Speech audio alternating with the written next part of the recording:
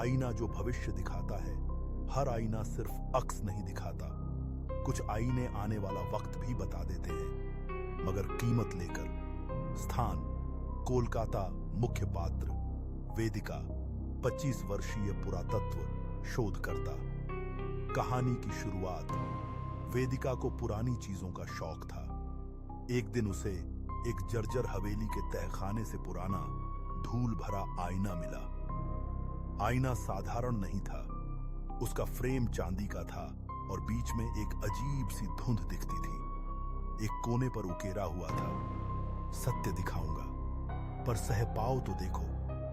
पहला दर्शन रात को जब वेदिका ने उस आईने में देखा, उसे कुछ सेकंड्स के लिए अपना ही भविष्य दिखा।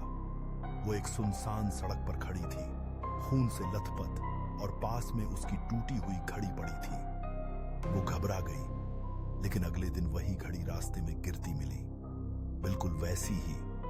अब वेदिका को यकीन हो गया कि ये आईना भविष्य की झलक देता है। भविष्य की लत धीरे धीरे वेदिका हर दिन आईने में देखने लगी।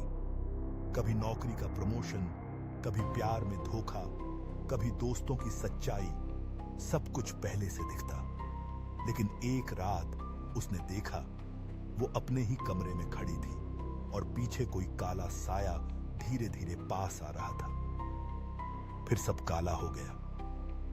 आईने की चेतावनी। अगले दिन आईने पर खून से लिखा था, भविष्य जानने की कीमत है, वर्तमान खो देना। अब आईना जब भी वेदिका देखती, वो हर बार एक सेकंड और करीब आती हुई परछाई को देखती। वो परछाई अब उसके कमरे में थी। हर रात आईने में सिर्फ एक ही चीज दिखती, उसका मृत शरीर और वो परछाई जो मुस्कुरा रही होती। अब क्या है?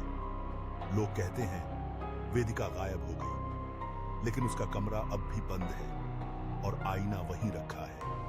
जो भी उस आईने में झांकता है, उसे एक झलक मिलती है अपने अंत की। क्योंकि भविष्य जानना आसान है, मगर उसे बदलना नामुमकिन।